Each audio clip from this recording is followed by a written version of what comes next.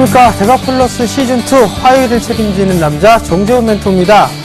자, 주식을 하다 보면 내가 사기만 하면 빠지는 그런 종목군들을 좀 있을 수가 있을 겁니다. 사기만 하면 올라가는 그런 사람도 있는 반면에 내가 사기만 하면 빠진다라는 생각이 있습니다. 그 부분들을 왜 그럴까 과연 생각을 해보게 되면 한 가지 결론이 나옵니다. 그 부분들은 자기만의 기준이 없기 때문에 그렇다라고 좀 보셔도 좋을 것 같습니다. 시장에 올라가는 그런 종목군들을 보니까 덥석 사고 싶은 그런 뇌동매매를 좀 일삼아 하기 때문에 수익이 좀 잘 안 난다라고 좀 보셔야 될 것 같습니다. 자, 이런 부분들을 좀 잡아줄 수 있는 방법은 바로 대박플러스 시즌2 이 프로그램을 꾸준하게 시청하시는 이 분들만이 좋은 수익을 얻을 수 있다라고 좀 감히 말씀을 좀 드리도록 하겠습니다. 자, 대박플러스 시즌2는요, 기법 강의 그리고 종목 상담까지 진행을 하고 있습니다. 여기서 끝마치면 조금 아쉽죠. 그래서 마지막 부분들의 내일장 공략을 해볼 만한 그런 공략주까지 제시를 해드리고 있습니다. 자, 우선 전화번호부터 말씀을 좀 드려보도록 하겠습니다. 자, 전화번호는요 02-3153-2611번으로 전화를 주시면 될 것 같고요.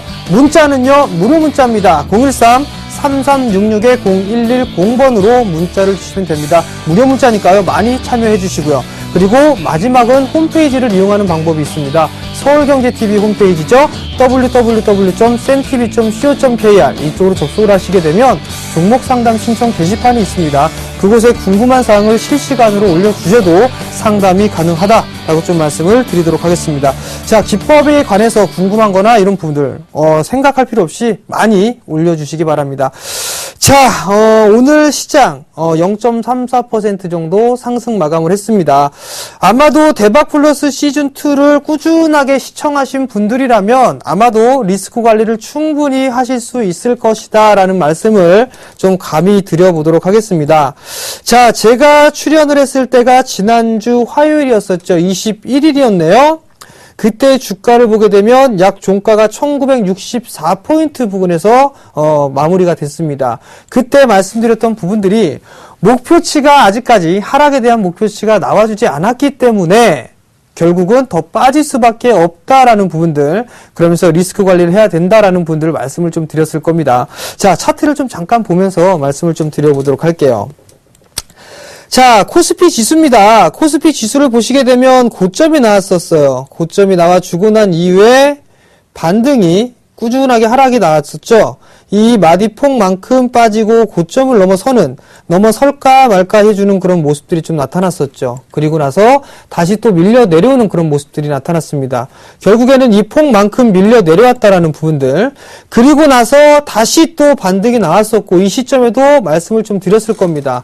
지수가 올라가야 2020포인트 정도 말씀을 좀 드렸을 거예요. 그리고 나서 되밀렸었죠. 근데 결국 중요한 부분들은 이 저점을 이탈을 했다라는 부분들이 가장 리스크가 있는 부분들입니다. 결국 저점을 이탈했다라는 얘기는 이 폭만큼 빠져야 된다라는 부분들 아마도 기억들을 많이 하실 겁니다. 그렇다면 결국에는 이 폭만큼 그대로 밀려 내려오는 그런 모습들이 나타날 수밖에 없다. 그래서 말씀을 드렸었죠. 1900포인트 때 이탈할 수도 있다. 즉 1880포인트 정도를 일단 하단대로 보고 있다라는 분들 좀 많이 말씀을 드렸을 겁니다. 결국에는 월요일날 1900선이 살짝 이탈해주는 흐름들이 나왔습니다. 그럼 과연 바닥이 나왔을까요? 아직까지는 좀 긴가민가합니다. 개인적으로는 아직까지 나오지 않았다라고 좀 생각을 하고 있는데요. 그 부분들은 일단 해외 지수 하나를 좀 보면서 말씀을 좀 드려보도록 할게요. 자, 우선 해외 지수를 좀 보시게 되면 MSCI 한국 지수가 있습니다. MSCI 한국 지수가 있는데 이 부분들을 좀 보게 된다라면 마찬가지로 하락 N자형으로 밀려 내려왔었습니다. 하락 N자형으로 밀려 내려오는 그런 흐름들이 나타났었는데 여기에서 다시 자리대를 이탈을 했습니다. 그렇다면 이 폭만큼 밀려 내려와야 된다라고 개인적으로는 생각을 하고 있습니다. 그렇다는 얘기는 다시 한번 반등이 나와주고 난 이후에는 이 폭만큼 밀려 내려올 수 있다. 그렇다면 약 한 56 정도까지는 내려와 줘야지만, 혹은 57 밑으로 한번 찍어주는 흐름들이 나오게 되면 이제 진바닥이 좀 나왔구나라고 좀 생각을 해볼 수 있다. 반면에 이제 코스닥 같은 경우 좀 괜찮았었죠. 여전히 종목 장세는 꾸준하게 유지가 될 수 있다라고 좀 보셔도 좋을 것 같습니다. 그렇기 때문에 일단 긍정적인 모습 좀 보자라고 좀 말씀을 드리도록 하겠고요. 자, 코스닥을 한번 보면서 말씀을 좀 드려보도록 할게요. 자, 코스닥을 좀 보시게 된다라면 아마도 많이 말씀을 드렸을 겁니다. 적어도 반등이 나오게 되면 520포인트대까지는 반등이 나옵니다라는 부분들. 결국은 520포인트대까지 갔어요. 왜냐하면 마디로 빠진 이후에는 절반의 되돌림이 나옵니다라는 부분들까지도 좀 말씀을 드렸을 겁니다. 그 자리대가 약 521포인트입니다. 그러면 결국 절반의 되돌림이 나왔으니까 쉬어가는 흐름들이 나와줘야 되겠죠. 그렇기 때문에 리스크 관리하셔라 라는 부분들을 좀 말씀을 드렸을 겁니다. 결국엔 한 차례 상승하고 난 이후에 조정을 좀 받았죠. 조정을 받고 이제는 이 자리대에서는 다시 분할 매수 포인트를 좀 잡아봐도 괜찮지 않겠느냐. 그러면 향후에 대한 부분들을 보게 되면 이 전고점을 넘어가느냐라는 부분들 좀 생각해 볼 필요성이 있을 것 같은데요. 다이렉트로 넘어가기는 좀 힘들지 않겠느냐. 결국에는 어느 정도 일정한 기간에 박스권역으로 좀 진행되지 않겠느냐라고 좀 개인적으로 생각하고 있습니다. 지수는 어느 정도 가두리로 가져놓고 종목장으로 시장의 이 종목 흐름들이 아무튼 시세를 좀 결정하지 않겠느냐라고 좀 생각을 하고 있습니다. 그러니까 종목 선정을 잘 하자라고 좀 말씀을 드리도록 하겠습니다. 자, 그러면 시작하기 앞서 제가 제안을 해드렸던 종목군들 좀 AS를 해드릴 필요성이 있을 것 같습니다. 변동성이 좀 상당히 많이 남았었죠. 변동성이 좀 상당히 많이 나왔었는데 나름대로 좀 선방을 해주는 그런 모습들이 나타난 종목군들이 있습니다. 자, 첫 번째 종목을 보게 된다면 뭐 한스바이오 같은 경우는 22% 가까이 수익이 나고 있고요. 위닉스는 셀 음봉이 나왔었죠. 매도를 한번 해줘야 된다. 그래서 8.3%의 확정 수익을 지었고요. CJ 헬로비전 같은 경우는 7.2%의 수익을 내고 있는데 문제는 여기서부터네요. 무학이 마이너스 1.9%, 한전기술이 마이너스 2%, 그리고 그 다음에 있는 종목군들도 마찬가지로 손실권역입니다. 근데 실리콘웍스가 오늘 손절가를 좀 이탈해주는 그런 모습들이 나타났습니다. 참 죄송스럽긴 한데 여기에서 좀 한 종목을 보면서 좀 말씀을 좀 드려야 될 것 같습니다. 자, 가장 오래됐던 종목인 것 같아요. 그리고 손실을 좀 보고 있는 그런 종목이고 매일 유업을 좀 보면서 말씀을 좀 드려보도록 할게요.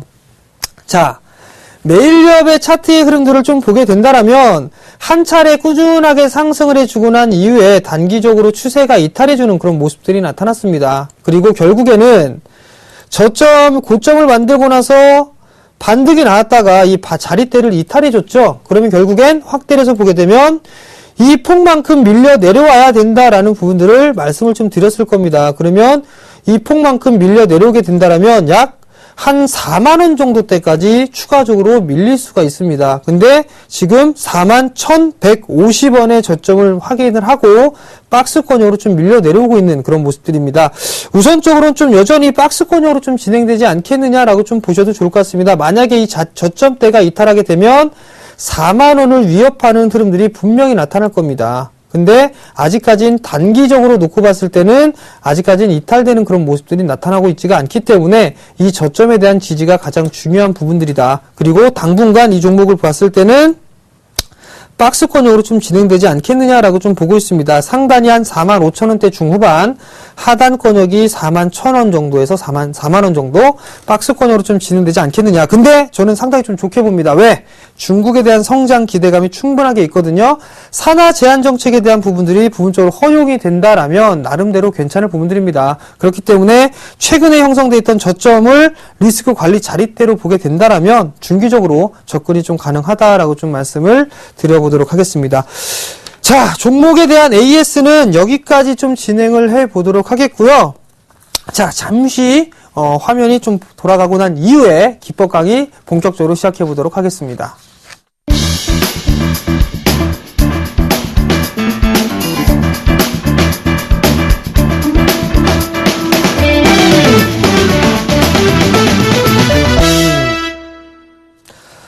자, 믿고 쓰는 마디매매, 이제 좀 결론을 좀 많이들 내드리고 있습니다. 정리를 좀 해드리고, 지난주부터 정리를 좀 해드렸었는데요. 이제 바로 이어가야 될 부분들이 있을 것 같습니다. 그 다음부터 이제 꾸준하게 진행을 해보도록 할게요. 자, 이동평균선에 대한 활용 부분들이 있습니다. 가장 개인 투자자분들이 많이 활용을 하는 게 이동평균선이 아닐까라는 좀 생각을 합니다. 우선 이 주가가 상승을 하는 부분들에 있어서는 정배열 권역에 있어야 된다라는 부분들입니다. 이 정배열 구간이 지속이 되는 그런 흐름들이 좀 나타나줘야지만 꾸준하게 우상향, 상승 추세를 좀 진행을 할 수 있다라고 좀 보셔도 좋을 것 같습니다. 자, 여기서 보면 단기 매매 활용은 5일선을 좀 활용을 하고 있다라고 좀 보셔도 좋을 것 같거든요. 5일선. 이 5일선이 단기적으로, 즉 일주일에 대한 평균 가격이다라고 좀 보셔도 좋을 것 같습니다. 근데 여기서 봤을 때 단기 매매를 할 때는요, 대부분 일봉을 보는 게 아니라 분봉을 쪼개보고 합니다. 그렇다면 지금 현재 왜 5일선 그리고 이 30분봉이 62평이고 10분봉은 182평이냐 이런 얘기를 하게 됐냐면, 일봉을 보면서 매매를 하는 그런 분들이 많지가 않습니다. 단기 매매를 할 땐 일봉을 보지만 매매 포인트는 분봉을 쪼개보면서 얘기를 하죠. 즉 결과적으로 이 부분들을 좀 살펴보게 된다면 일봉, 즉 스윙 관점이나 이런 부분들을 놓고 봤을 때는 여러 가지 좀 요인들을 할 수 있습니다. 제 기준을 좀 말씀을 드릴게요. 만약에 스윙으로 매매를 한다라고 했을 때는요, 분봉을 크게 안 봅니다. 예를 들어서 뭐 1분봉, 3분봉, 5분봉 이렇게 안 보고요. 가장 많이 보고 있는 부분들이 1봉 그리고 30분봉을 많이 봅니다.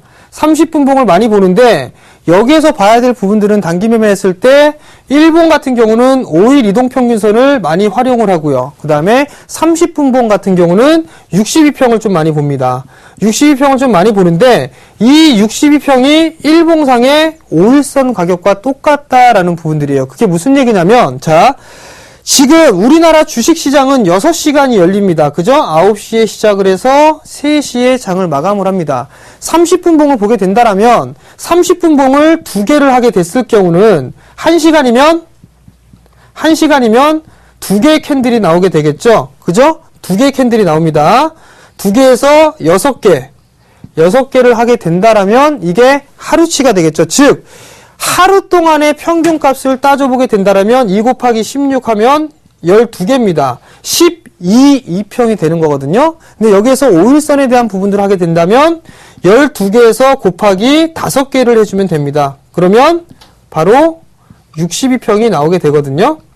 이 부분들을 왜 보냐면 약간 일봉보다 약간 돌아가는 흐름들이 좀 빨리 나옵니다. 그 장점이 있어요. 그렇기 때문에 30분봉에서 62평에 대한 방향성을 좀 봅니다. 그 방향성을 보고 우상향을 돌아서고 있는지 아니면은 밀려 내려오고 있는지 그 부분들을 체크를 할 수가 있어요. 그렇기 때문에 수익 매매에 가장 적합하다라고 좀 보셔도 좋을 것 같습니다.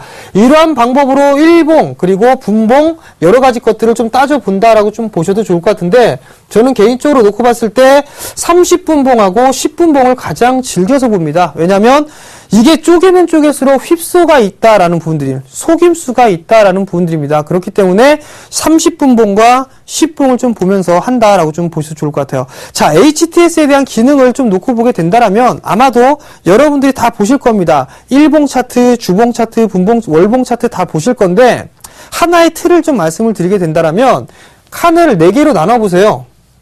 4개로 나누고 난 다음에 4개를 쪼개세요. 그리고 나서 제일 좋은 방법은 한쪽에서는 일봉 차트를 좀 보시는 거고요. 그 다음에는 30분봉을 보시는 게 좋을 겁니다. 그리고 나서 나머지는 10분봉을 보고, 그리고 나서 맨 마지막에는 5분봉을 보는 게 좋습니다. 자, 왜냐면 제가 조금 전에 말씀을 좀 드렸을 거예요. 주가가 상승을 하는 모습들이 나타납니다. 상승을 하는 모습들이 나타나게 된다면, 예를 들어서 5분봉, 이 5분봉을 이게 예를 들어서 5분봉이다라고 가정을 해보자고요. 5분봉 차트를 보게 되면 주가가 상승을 해주는 모습들이 나타납니다. 결국에는 각각의 단기 이동평균선들도 따라 올라가는 모습들이 나타날 거라는 얘기예요. 즉 5분봉을 놓고 봤을 때 정배열 권역이 났다면 이거 단기 매매 해도 됩니다. 이건 단기 매매를 해도 되는데, 여기에서 한 가지 더 봐야 될 부분들은 30분봉을 쪼개 놓고 봤을 때 30분봉상에 5일선이 몇 분봉이라고 했죠? 이동평균선이 몇 이동평균이죠? 바로 62이동평균선이죠. 62평이 우하향을 하는 모습들이 나오게 된다면 그 자리대가 저항 자리대로 됩니다. 그렇기 때문에 이 부분들은 저항대로 인식이 됐기 때문에 단기 매도 자리를 좀 놓고 볼 수가 있어요. 이 부분들은 이따가 차트를 좀 보면서 말씀을 드릴 겁니다. 그러니까 결국에는 수익 매매를 하든 아니면 단기 매매를 하든 간에 가장 중요한 부분들은 차트에 대한 위치입니다. 차트가 어느 정도 위치가 나와줬느냐, 그 부분들을 놓고 나서 단기 매매에 대한 기준을 좀 잡아간다라는 겁니다.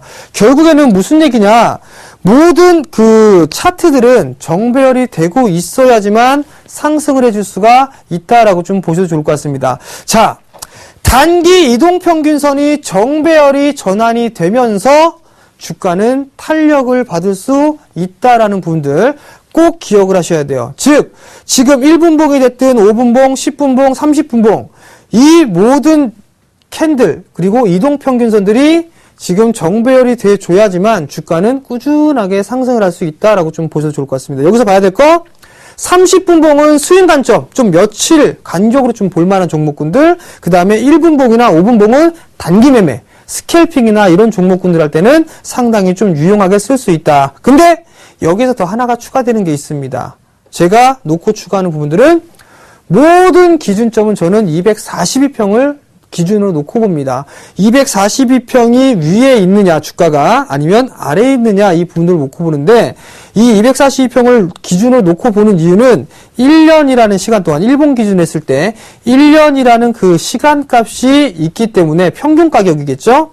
그 자리대를 넘어갔느냐 넘어가지 못했느냐 그걸 놓고 매매를 할지 말지 구분을 한다라는 부분들 말씀을 좀 드려보도록 할게요. 자, 그러면 여기서 좀 차트를 좀 보시면서 말씀을 좀 드려보도록 할게요.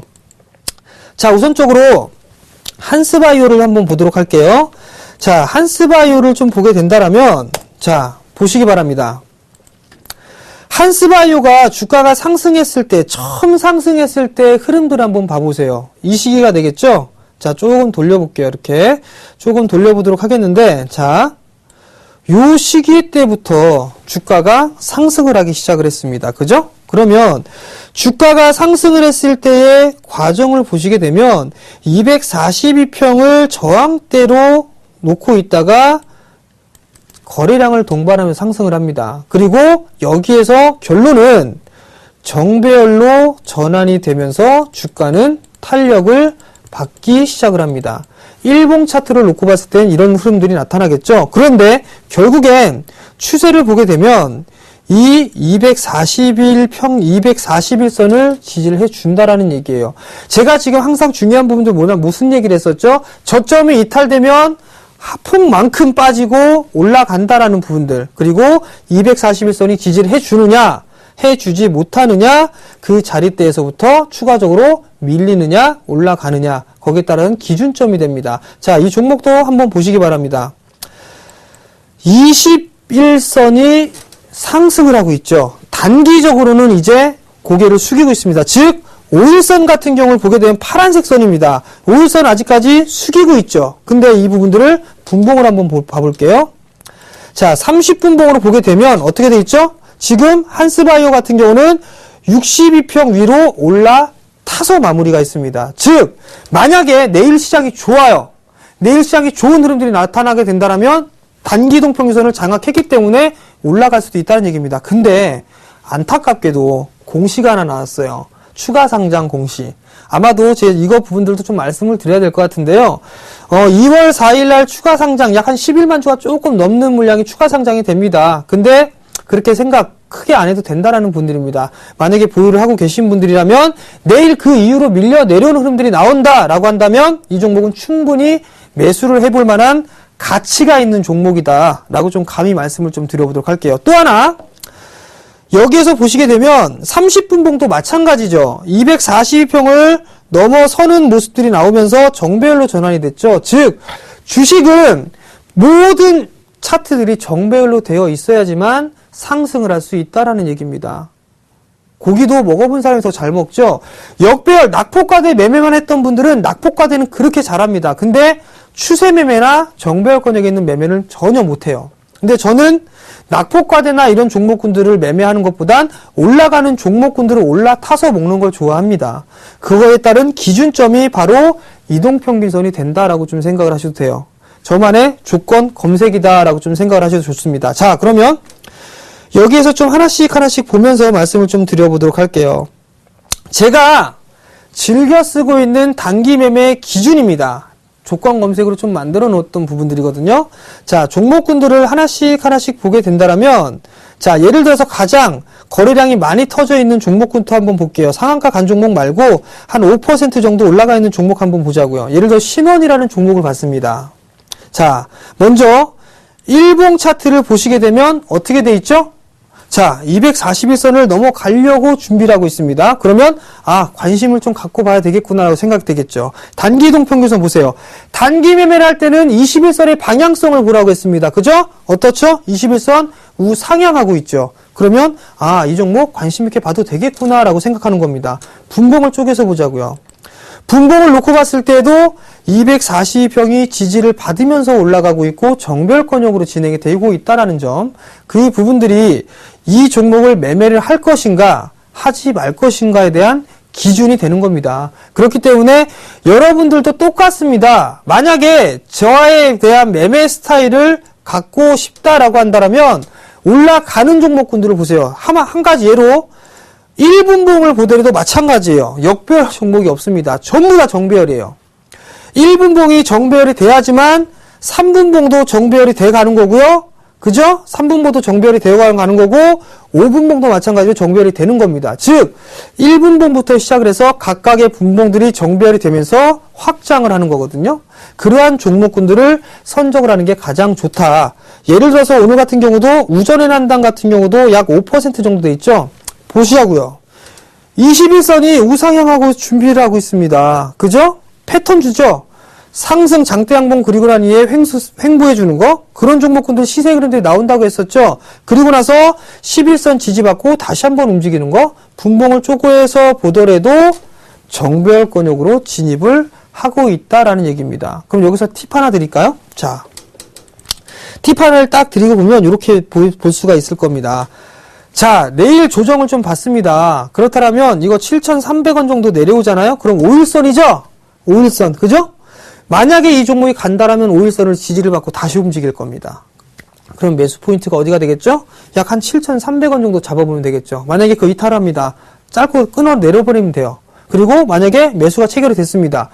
그리고 난 이후에 상승을 하잖아요? 그때 정고점인 7,600원 이 자리 못 넘어가잖아요? 그럼 매도하면 됩니다.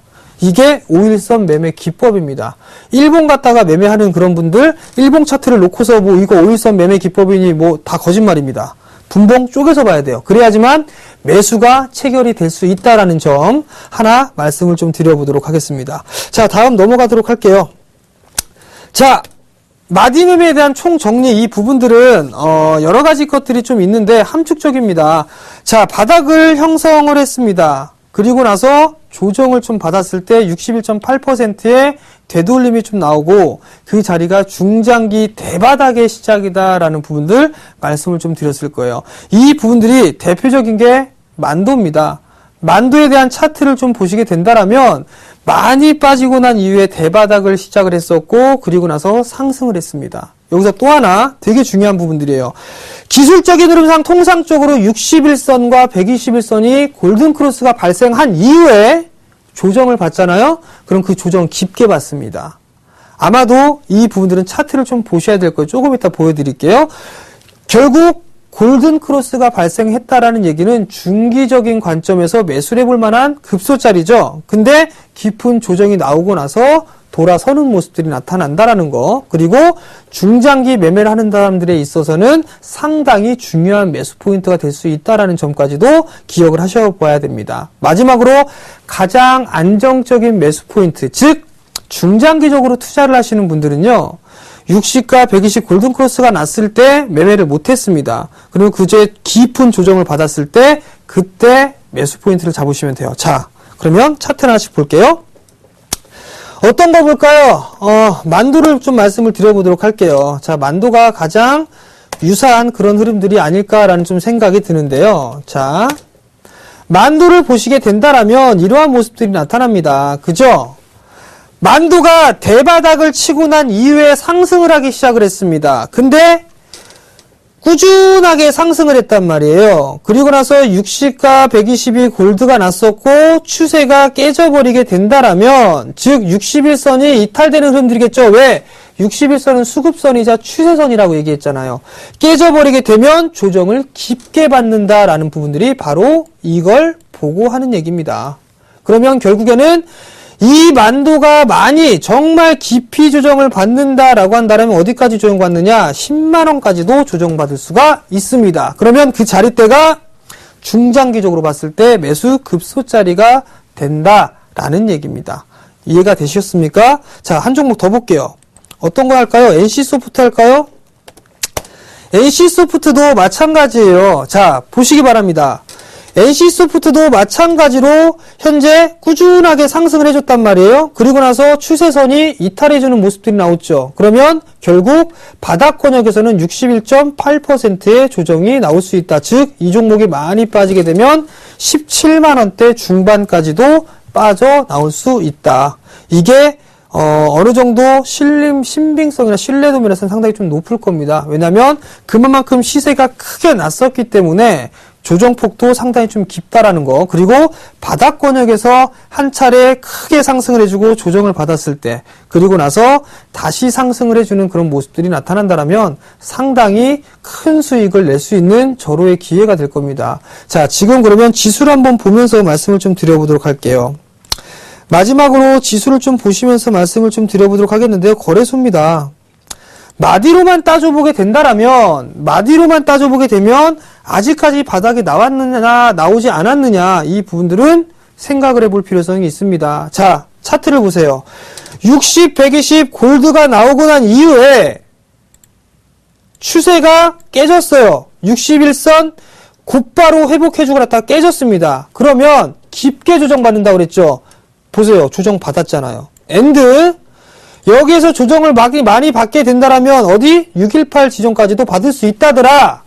그러면 보세요. 1882포인트. 이 자리대가 진바닥에 나올 확률이 높다라는 얘기입니다. 마디로 따져봐도 1880. 그 자리대가 갭이 있고요. 피보나치에 봐도 1880 얘기가 나오거든요. 그러면 이 자리대까지 조정을 받을 수 있다. 그러면 이 1880포인트 부근이 오게 되면 나름대로 이거 이제 진바닥에 나올 수 있겠구나. 더 이상 매도할 필요가 없겠구나. 더 사야 되겠구나 라는 생각을 해볼 수가 있겠다는 얘기입니다. 즉 지수 반등은 조금 더 나올 수 있으나 더 갈지는 못할 것 같습니다. 당분간 적어도 3월달 말까지는 아마도 지수는 가두리에 갇혀있을 확률이 조금 더 높아 보입니다. 왜일까요? 왜? 61선이 꺾여 있습니다. 고개 숙이고 있잖아요. 어서 와서 물려주세요 이러고. 그죠? 그러면 61선 꺾이면 기본 6개월 갑니다. 3개월 갑니다. 기본. 왜? 61선을 따져보게 되면 3개월이잖아요. 그죠? 그러면 12월 달부터 꺾여 내렸으니까 3개월 하게 되면 1월 달, 2월 달, 3월 달. 그렇기 때문에 3월 달까지는 조금 지수는 크게 움직이진 않겠구나라고 예상을 해볼 수가 있는 겁니다. 기술적 분석은 이렇게 하는 겁니다. 이렇게 하는 게 가장 깔끔하고 간단한 방법이다라는 부분들 말씀을 드려보도록 하겠습니다. 자, 기술적 분석상의 지지의 공통점이에요. 이 부분들 왜 말씀드리냐면 겹치는 구간이 상당히 많습니다. 중복적으로 겹치는 구간에서 강한 지지의 흐름들이 나와요. 즉 피보나치 3825, 618, 38.2%의 조정을 받았다라고 하더라도 그 자리대가 5일선이 있다라면 그 자리대가 지지라인이 되고 거기다가 마디에 대한 하락 목표치까지 나왔다. 그럼 세 가지가 겹쳐지는 거죠. 지지라인이 상당히 강하다라고 좀 보셔도 좋을 것 같습니다. 지지 구간에서는 거래량이 급변하는 모습들이 나타납니다. 왜? 그 매물선을 장악하는 흐름들이 나왔기 때문에. 그리고 지지 라인이 이탈하는 흐름들이 나오게 되면 가격 조정도 세게 받는다라는 거. 그리고 지지 라인에서 예측 매수를 했다라면 대응책도 함께 생각해야 돼요. 왜냐하면 그 자리대가 변곡점이 될 수 있기 때문이다 라고 보셔도 좋을 것 같습니다. 자, 마지막으로 추세, 캔들, 이동평균선, 가격 중복적으로 겹치는 구간에서 매수를 하자 조금 전에 말씀을 드렸었죠. 그리고 한 가지 방법으로 매수를 했어요. 마디를 따져서 가격을 받든 아니면 이동평균선을 받든 보조지표를 받든 중요한 거는 어떤 걸 했느냐가 중요한 게 아니에요. 그 한 가지를 했다라면 예외적인 방법 두지 마세요. 가격 이 빠졌다라면 손절입니다. 이동평균선이 빠졌으면 손절이에요. 그 예외적인 광고를 두지 마세요. 그렇기 때문에 물리는 겁니다. 그 다음 마디의 목표치를 생각을 해서 수익이 몇 퍼센트 수익이 날 것이냐, 손실은 몇 퍼센트, 리스크 관리 몇 퍼센트 할 것이냐, 그 부분들을 나름대로 시점을 정해놓는 방법, 그게 손실폭을 줄이는 게 가장 좋고 욕심을 부리지 않는다라는 부분들입니다. 그리고 미리 종목을 선정을 해서 흐름을 지켜보면서 매수에 대한 타이밍을 잡아놓자라는 부분들은 피보나치를 이용하든 마디를 이용하든 이동평균선을 놓고 보든 그 가격대를 미리 정해놓고 대응을 하게 된다면 크게 뇌동매매는 하지 않을 수 있다라고 좀 말씀을 드려보도록 하겠습니다. 자, 주식 참 쉽습니다. 참 쉬운데 심리가 상당히 좀 어렵기 때문에 못하는 부분들이니까 한번 좀 단순하게 해서 시작을 해보시기 바랍니다. 자, 그러면 잠시 뒤에 종목 상담 이어가도록 하겠습니다.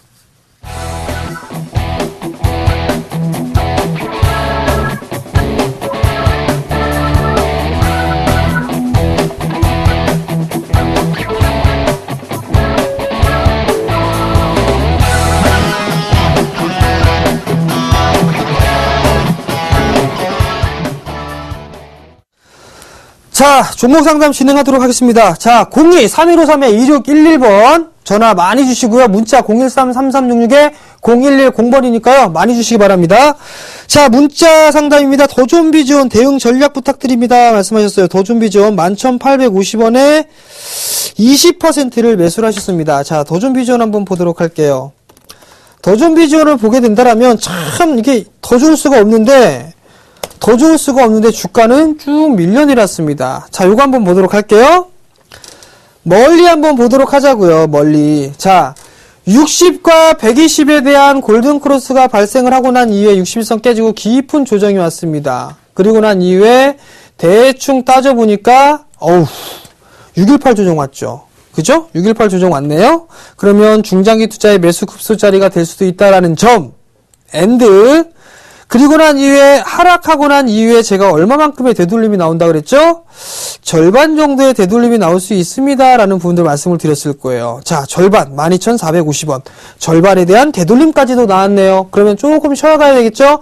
추세가 이탈을 하느냐 유지가 되느냐 이 부분들은 바로 이 자리대가 되겠네요. 한 1,600원, 1,500원. 이 자리대를 지지를 하느냐 하지 못하느냐 그 부분들로 좀 따져 보셔야 될 것 같고 단기적으로 좀 보게 된다면 이겁니다.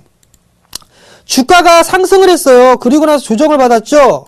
고점을 넘어갔으니까 이 폭만큼 간단 말이죠. 그러면 이 자리대가 뭐죠? 매도의 단기 매도 자리죠. 그죠? 매도했으면 리스크 관리가 됐겠다라는 부분들. 또 하나 어느 정도 주가가 보니까 박스권형으로 진행이 된단 말이죠. 이거 미탈하게 되면 요 폭만큼 빠진다. 요까지 빠졌죠. 기가 막히게 빠졌네요. 그리고 나서 반등 나온단 말이에요. 그럼 반등 목표치 어디? 이 하락에 대한 절반. 그러면 어딜까요? 이 하락에 대한 절반이 나오게 된다라면 이 종목은 약 11,500원 정도 때까지 지속적인 반등 흐름들이 나올 수 있다라고 좀 기억을 하세요. 자, 우선 1,600원, 1,700원 이 자리대가 이탈되는 흐름이 나오게 되면 리스크 관리해야 된다라는 점 말씀드리도록 하겠고요. 그 다음에 목표가는 약 한 11,600원, 500원 이 자리대 오게 되면 리스크 관리 좀 하자. 아니면 거래량이 이것처럼 증가하는 흐름이 나오게 된다면 조금 12,000원 정도까지 넘어설 수 있다라는 점 말씀을 드려보도록 하겠습니다. 자, 문자 상담은 여기까지 하도록 하겠고요. 자, 전화 연결 한번 받아볼게요. 자, 여보세요?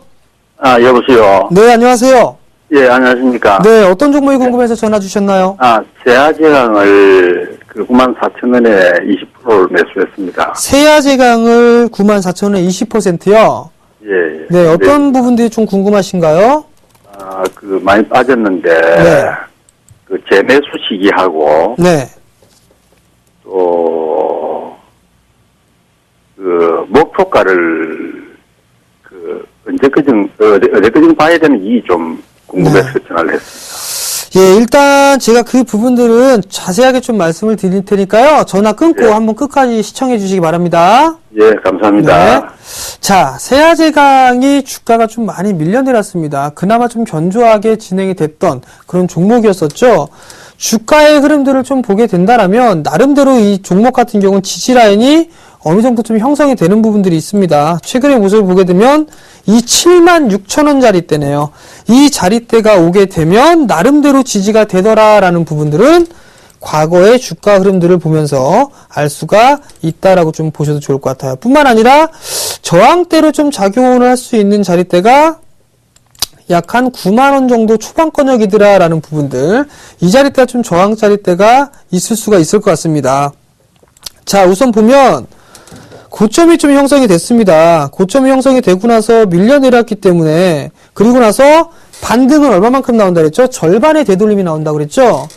아마도 대충 절반 되돌림 나온 것 같네요. 그리고 나서 이 저점이 깨져버리게 되면 이 폭만큼 밀려 내려옵니다라는 부분들은 말씀을 드렸을 겁니다. 그러면 이 폭만큼 딱 되면 이 자리대가 지지 라인이 됩니다. 그러니까 결국에는 지금 자리대에서는 리스크 관리를 할 필요성이 없을 것 같아요. 없을 것 같고 일단 박스권역으로 좀 진행이 된다. 그러면 여기에서는 중장기적으로 봤을 때 저는 개인적으로 1차, 2차를 좀 말씀을 드려보도록 할게요. 자, 1차는 이 하락폭에 대한 절반 되돌림이니까 우선적으로는 어디 목표가를 좀 잡아야 되냐면 단기적으로 좀 보게 되면 1차는 96,000원 자리대를 목표가로 잡아놓고 보자 라고 좀 말씀을 드려보도록 하겠고요. 그 다음에 그 자리대가 약 241선 제 매매의 기준이 되는 자리대죠. 96,000원 자리대를 좀 놓고 보시고 그 다음에 다음 부분들을 보게 된다면 약 10만원 자리대예요. 96,000원, 103,000원 요 정도니까 이 차는 약 한 103,000원 정도거든요. 그 자리대를 안착을 해주는 흐름들이 나와줘야지만 11만원, 12만원 그 이상 갈 수가 있습니다. 그러니까 지금 자리대에서 손절은 크게 의미가 없을 것 같습니다. 조금 더 보유를 해보시는 전략 말씀을 좀 드려보도록 하겠고요.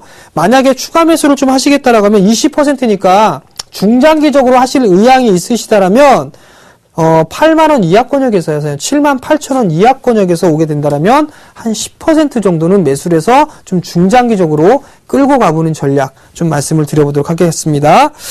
자, 다음 종목 한번 문자 상담이네요. 자, 딜리 손절을 해야 될까요? 진단 부탁드립니다. 자, 매수가가 2,630원에 비중 10%였었어요. 딜리가 3D 프린팅 관련주, 그죠? 그 종목인데 한번 보자고요. 딜리도 마찬가지입니다. 오랜 하락을 했어요. 오랜 하락을 하게 되면 뭐라고 그랬죠? 절반의 되돌림이 나온다라는 부분들을 말씀을 드렸을 겁니다. 그러면 자 2,700원 이 자리대가 절반의 되돌림 자리대예요. 리스크 관리를 해줘야 된다라는 거 말씀을 좀 드렸을 겁니다. 그죠? 절반의 되돌림. 그러면 단기 매도. 이 자리대가 좀 될 수가 있을 것이고 또 하나는 지금 이 종목 같은 경우는 주가가 줄줄줄 흘러내리고 있단 말이에요. 자, 단기적으로 고점을 형성해주고 저점이 나왔단 말이에요. 그죠?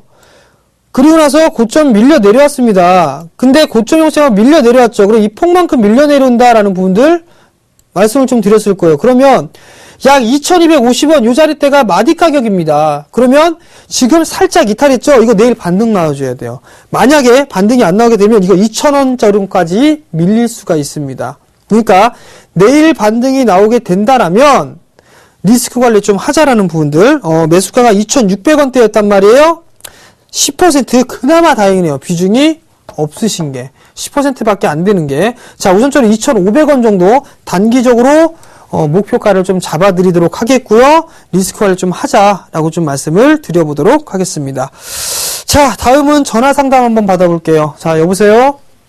여보세요? 네, 안녕하세요. 네, 안녕하세요. 네, 어떤 종목이 궁금해서 전화 주셨나요? 제 SM이요. SM이요? 예. 매수가고 비중을 좀 말씀해 주시겠어요? 48,000원이요. 네, 48,000원.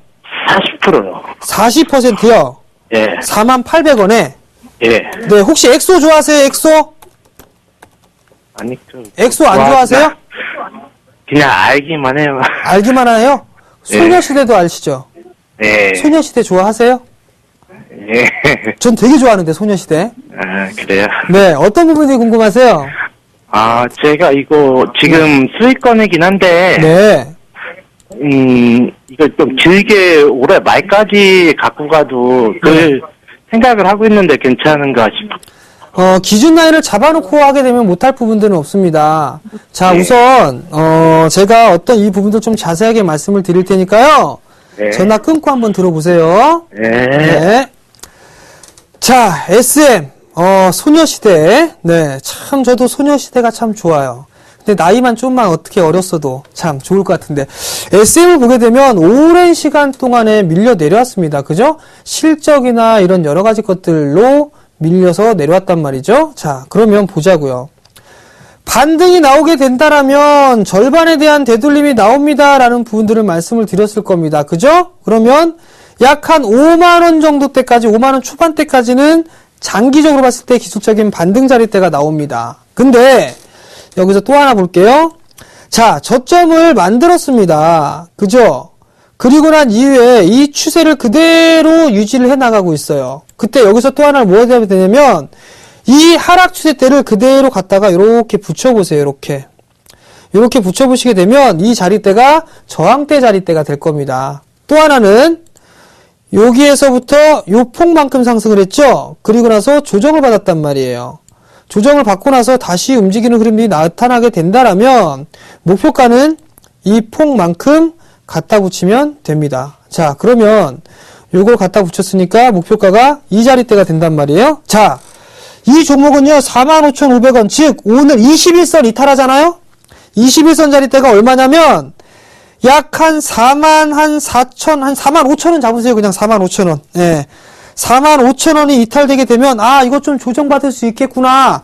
이게 더 이상 탄력적으로 움직이는 것보다는 조금 횡보하겠구나. 주가 상승이 좀 더디겠구나 라고 생각하시고 절반 정도나 3분의 2는 매도하세요. 매도를 하시고 난 이후에 주가의 흐름들을 좀 보시는 게 좋습니다. 왜냐하면 많이 올랐기 때문에 쉬어가는 흐름들이 나와줘야 되는데 이 자리대가 이탈되는 흐름이 나온다는 것 자체는 조금 쉬어갈 것이다 라고 예상을 해볼 수가 있을 것 같아요. 자, 우선 마디로 보면 이렇고요. 그 다음에 기술적인 흐름들을 좀 보게 되면 이 자리대가 상당히 저항대가 큰 구간이에요. 그죠? 저항대가 큰 구간이기 때문에 이 자리대는 한꺼번에 넘기에는 조금 버거워 보입니다. 버거워 보이니까 우선 45,000원 이 자리대를 이탈하게 되면 리스크 관리 하자라고 좀 말씀을 드리도록 하겠고요. 단기적으로 목표치는 48,000원 이상 올라가게 되면 분할로 차익을 한번 해보자 라고 좀 말씀을 드리도록 할게요. 자, 수익 10%가 넘는 수익 축하드리고요. 성공 투자 하시기 바랍니다. 자, 이 종목 상담 여기서 좀 마무리를 짓도록 하겠고요. 잠시 뒤에 내일장 공략을 해볼 만한 공략주 말씀을 드리도록 하겠습니다. 검색창에 샘플러스를 입력하시고 전문가 방송에 접속하시면 서울경제TV 특급 전문가들이 여러분의 포트폴리오와 수익률을 책임집니다. 주식 투자 샘플러스와 함께 하십시오. 자, 내일장 공략을 해볼 만한 종목입니다.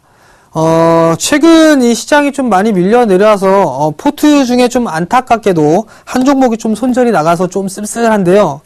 다음 이 기회를 만회를 할 만한 그런 종목을 좀 가지고 왔습니다.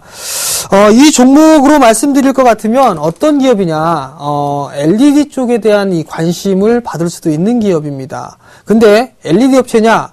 지금 테마로 보게 되면 LED 쪽으로 분류가 되어 있지는 않습니다. 바로 무선 충전 쪽에 분류가 좀 되어 있는데요. 무선 충전에 대한 부분들 한번 잘 생각해 보자고요. 자, 우선적으로 놓고 보게 되면 LED 주들 보게 되면 서울반도체라든가 루멘스 최근에 큰 폭의 상승을 했습니다. 그러면서 다른 LED 관련주들도 관심을 좀 가질 수가 있는데요. 이 종목 같은 경우도 지금 LED에 대한 사업을 신규적으로 진출하고 있고 매출 또한 늘어나고 있는 그런 부분들입니다. 바로 정부 정책에 대한 수혜를 좀 받을 수 있다라는 부분들이 첫 번째 포인트로 잡아보셔도 좋을 것 같고요. 자, 두 번째는 무선 충전입니다. 무선 충전에 대한 이 테마의 흐름들이 탈 수도 있다라고 좀 보셔도 좋은데, 실적이 안 좋으면서 테마를 타는 흐름들이 아니라 실적이 꾸준하게 좀 증가가 될 겁니다. 다소 이 4분기 때에 대한 실적은 다소 좀 주춤할 것 같아요. 근데 주춤할 때 주가가 밀려 내려온다면 이 종목은 매수의 기회로 좀 작용하지 않겠느냐라고 좀 보셔도 좋을 것 같은데요. 자, 무선 충전에 대한 관련 종목군들을 보게 된다면 뭐 RF텍도 있을 수 있고 한솔테크닉스라든가 뭐 여러 가지 좀 종목군들이 있습니다. 근데 크로바 하이텍 뭐 이런 종목군들도 있죠. 근데 그 종목들 같은 경우를 좀 보게 된다라면 아마도 조금 더 안정적으로 좀 움직이고 그 다음에 기술적인 모습들을 봤을 때 가장 좋은 방법이 나올 수가 있겠고 그 다음 또 한 부분들을 좀 보게 된다라면 상승을 할 때 탄력적으로 움직일 수 있는 그런 종목군들이 바로 이 종목이다 라고 좀 보셔도 좋을 것 같아요. 마지막으로 보게 되면 최근에 갤럭시 S5 출시가 되면서 수혜주 찾기가 많이 좀 나와주고 있고 그 종목군들의 흐름들이 주가의 흐름들이 괜찮습니다. 그럼 바로 어떤 이유가 있을까요? 바로 기대감입니다. 기대감이 작용을 하고 있기 때문에 이 주식은 상승을 할 확률이 높다라고 보셔도 좋을 것 같습니다. 자, 제가 말씀드릴 종목은 바로 RF텍이에요. RF텍을 좀 말씀을 드릴 건데 우선 매수가와 목표가, 손절가 이 부분들 좀 말씀을 드리도록 할게요. 매수가는 11,500원 정도에서부터 12,000원 정도 때까지 분할 매수 포인트로 좀 잡으시면 좋을 것 같습니다. 그리고 손절가는 11,000원을 잡으시면 좋을 것 같고 목표가는 15,000원 정도 이렇게 잡으면 좋을 것 같은데 자, 차트를 한번 보면서 말씀을 좀 드려보도록 할게요. 무선 충전에 관련하면서 많이 상승을 했습니다. 그죠? 많이 상승을 했었고요. 그리고 나서 추세가 깨져버리니까 깊은 조정이 들어왔습니다. 근데 다른 종목군들 같은 경우는 이 저점을 이탈해주는 흐름들이 많이 발생을 했거든요.